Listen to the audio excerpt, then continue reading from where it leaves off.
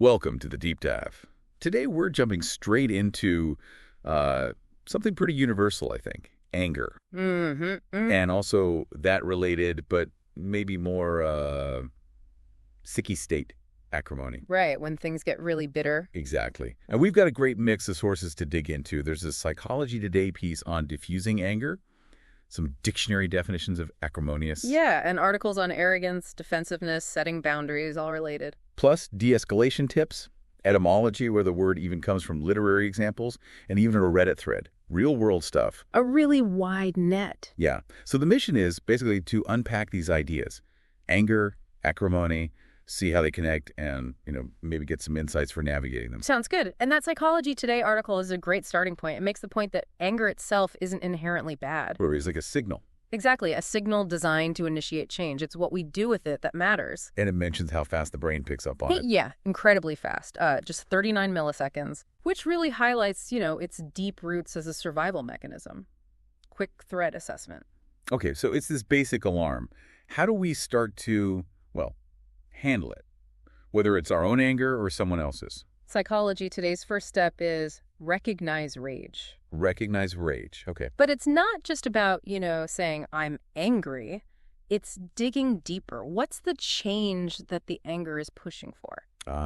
So what's the goal behind the emotion? Precisely. When you feel it or see it, ask, what needs to be different here?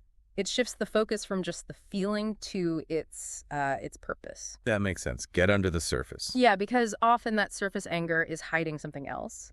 The article points to ENVY and suspicion as these sort of primal roots. Envy and suspicion, okay. Envy, they suggest, isn't just wanting what someone has. It's often tied to feeling inadequate, like you're somehow lacking because they have something. So it links to self-esteem. Definitely. Lower self-esteem can make you more prone to that kind of envy. It's feeling disadvantaged. Okay. And suspicion. That's framed as the fear of loss, worrying someone will take something valuable or diminish your standing, that anxiety that maybe you're being cheated or undervalued. Right, that feeling that you're going to lose out somehow. Exactly. And the article emphasizes that these first three steps, recognizing rage, the desired change, understanding envy, inadequacy, and seeing suspicion, fear of loss, these are mostly for understanding your own anger. Self-awareness first. Got it. So that's the internal work. But what about when you're dealing with someone else's anger? Then the strategies shift. The next one is project peace. Project peace. How does that work? It taps into mirror neurons. Basically, our brains tend to reflect the emotional states we see around us. Oh, right. Like yawning is contagious. Sort of like that, but with emotions. So if you consciously stay calm and project that peacefulness, it can actually help the other person regulate their own emotions. It signals safety. That's fascinating. Using your own state to influence theirs. It is. It's an active way to de-escalate. Then comes engage empathy. Empathy. Makes sense. Yeah, really trying to understand their perspective. What are they thinking? What are they feeling? Putting yourself in their shoes. Showing you're actually listening and trying to get it. Exactly. It makes them feel heard, valued. And interestingly, the article says that by making them feel valued, you actually increase your own sense of value in that interaction too. That's a nice side effect. Okay, so project peace, engage empathy. What's next? Communicate clearly. Seems basic, but the focus here is using language to really pinpoint the cause of the anger. So back to that desired change idea. Precisely. Asking questions, listening carefully to figure out what specific need isn't being met or what expectation was violated. What are they actually upset about? Okay. Clear communication. And the last one. The last step is trade thanks. Trade thanks. In an argument. It sounds a bit strange, maybe, but think about the social function of thank you and you're welcome. It's a small exchange, but it acknowledges value and contribution. Like the micro moment of connection. Exactly. It reinforces that you're, part of the same social fabric, operating with mutual respect. It subtly chips away at those feelings of envy or suspicion. Okay, that's interesting. A small thing with a bigger impact. And the article wraps all these 7 steps. Recognize rage, envy, suspicion, project peace, engage empathy, communicate clearly, trade thanks under one big umbrella. Respect. Respect. Right, yeah. The core idea is that genuine respect is incredibly disarming. It's hard to stay truly furious with someone who is consistently and sincerely treating you with respect. That really rings true. It changes the whole dynamic. It really does. It's kind of the foundation for de-escalation. So respect helps diffuse anger. But what happens when that doesn't work or doesn't happen? Mm-hmm. When anger sticks around and gets, well, worse? That brings us to acrimonious. Exactly. Let's look at those definitions. Merriam-Webster, Cambridge, they define acrimonious as basically angry and bitter speech or debate. Full of anger, arguments, accusations. Bad feeling, yeah. The synonyms they list are quite telling. Bitter, caustic, rancorous. Oof. Caustic, rancorous. Those words have a real bite. They do. They imply something sharp, corrosive, maybe long-lasting, not just a quick flare-up. So acrimony is like anger that's festered, turned bitter and sharp. That seems to be the connection, yes. When anger isn't resolved, when those feelings of being devalued or wronged persist, it can curdle into this more entrenched, bitter state. Okay.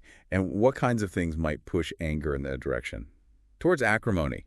The article on arrogance seems relevant here. Absolutely. Arrogance is defined as that attitude of superiority, right?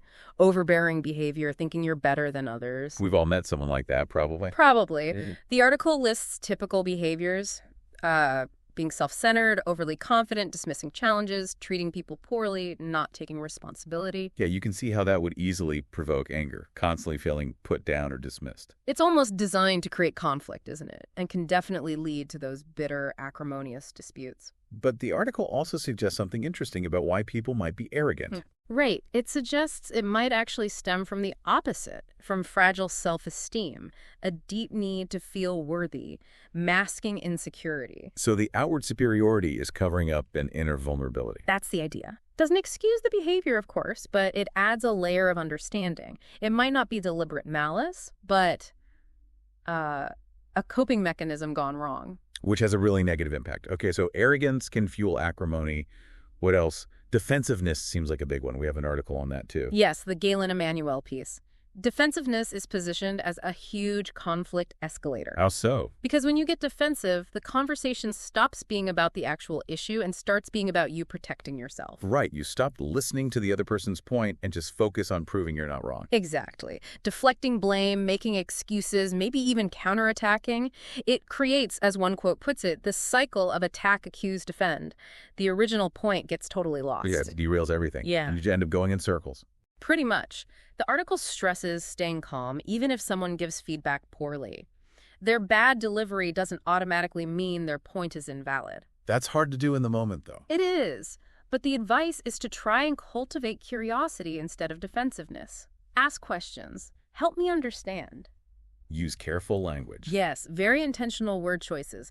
The article gives examples like, I hear you. My perspective's a bit different. Are you open to hearing it? Things that open dialogue, not shut it down. Those sound useful. Little phrases to have in your back pocket to avoid that knee-jerk defensiveness. Exactly. Learning to pause and choose curiosity over justification, it seems key to preventing that slide into acrimony. Okay, so managing defensiveness is crucial.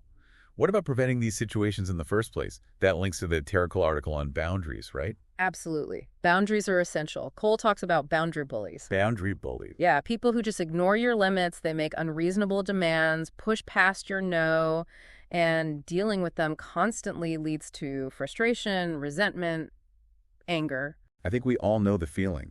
Someone just keeps pushing. And the article really hammers home the need for clear communication. You have to state your preferences, your limits. If you don't have those boundaries, You end up overgiving. right, you overgive, feel taken advantage of, resentment builds up quietly, and then eventually it might just explode into an acrimonious blow-up. Because you never drew the line earlier. Exactly. So setting boundaries isn't selfish, it's necessary for healthy relationships. The article even gives advice for ending conversations when boundaries are crossed. Like what? Things like, you asked and I've answered, the conversation is done. Very direct, firmly restating the limit. Wow, that takes guts. But I can see how it would be necessary sometimes. It's about respecting yourself. It is, reclaiming your space. Okay, so we have these preventative measures like boundaries, but if things do get heated, what about in-the-moment techniques? De-escalation. Right, the Islama article touched on that. Yeah, it mentions several key things. Emotional regulation, managing your own reactions so you don't add fuel to the fire. Which connects back to that Project Peace idea. It does, and active listening, really truly trying to hear and understand the other person's perspective, validating their feelings even if you disagree with their point. So not just waiting for your turn to talk, but actually trying to get where they're coming from, showing you're listening. Exactly. Paying attention to body language, tone, maybe paraphrasing back what you heard to check understanding. So it sounds like you're feeling X because of Y. Oh, okay. And using respectful language. Crucial. Calm tone, statements I feel, rather than you did. And being mindful of your own nonverbals. Open posture, no aggressive gestures, creating safety. It's all about trying to lower the temperature in the room, basically. Pretty much. Creating that pocket of calm. Yeah. Shifting gears slightly, let's talk about the words themselves. The etymology piece was fascinating. That root, AK. Yeah, AK. Meaning be sharp, rise to a point, pierce. Very visceral, isn't it? It really is. Sharp, piercing. And you see how that core meaning flows into acrimony. It comes through Latin acer, also meaning sharp. So the very history of the word acrimonious contains that idea of sharpness, of something biting or stinging. Exactly. It's baked right into the language. It's not just disagreement. It's disagreement with a sharp, painful edge. That adds such a deep layer to understanding it. It feels sharp because linguistically it is sharp. Precisely. And we see this reflected in how the word is used. Those literary examples from One Look. Yeah, they were telling acrimonious used for fierce Senate debates. Heated letters, bitter disputes between rivals. It paints a picture of these really intense, often public conflicts where the negativity runs deep. Yeah, sustained bitterness. Caustic arguments. It's the word used when conflict gets really damaging. Which brings us to maybe the most personal source, the Reddit thread on acrimonious breakups. Right. Real people talking about why things turn so sour. And what were some common themes there? A lot of it seemed to boil down to fundamental mismatches. Different core expectations about life, family. Unmet needs. Big time. Needs for honesty, trust, communication, sometimes sexual incompatibility, where neither person is wrong, but they just don't fit. Different life stages too, I think. Yeah, or external pressures causing strain. But what really stood out... Why was that? It was how often, even when both sides had understandable reasons for the split, maybe conflicting but understandable needs, the process is what made it acrimonious. So it wasn't just the reason for breaking up, but how they broke up. Exactly. When people felt unheard, disrespected, devalued during that vulnerable time, that's when it seemed to tip into bitterness, even if the initial conflict was, nobody's fault. That breakdown of respect and empathy again. It seems to be the key catalyst, how the conflict and the separation are handled or mishandled. Right. That seems to be what breeds the acrimony. Okay. So let's try and wrap this up. We started with anger as this natural, fast-acting signal for change. Rooted in survival, yeah. Yeah. But with the potential to escalate. Right. It can curdle into acrimony, that sharp, bitter, prolonged state of conflict if it's mishandled. Or if it gets tangled up with things like feeling devalued or dealing with arrogance or getting caught in cycles of defensiveness. Or when boundaries aren't set or respected. Exactly. And acrimonious itself, even its linguistic roots mean sharp or piercing. But we also looked at tools to navigate this, recognizing the why behind anger. Practicing that core principle of respect, projecting peace, using empathy. Communicating clearly, managing our own defensiveness, setting those crucial boundaries. And using de-escalation techniques when things get tense. Active listening, calm language. So there are ways to manage anger and hopefully steer clear of acrimony. Definitely strategies we can use. Which brings us to the final thought for everyone listening. Think about all this, the roots of anger, the slide into acrimony, the tools for navigating it. Take a moment. Think about your own life, your relationships, interactions, maybe past conflicts or current tensions.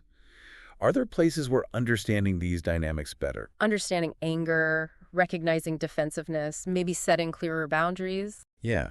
Could that understanding lead to more constructive outcomes? Or maybe healthier disengagement sometimes? It's really about applying these insights, isn't it? How can you use this knowledge to navigate those tricky interpersonal moments we all face? Something to reflect on.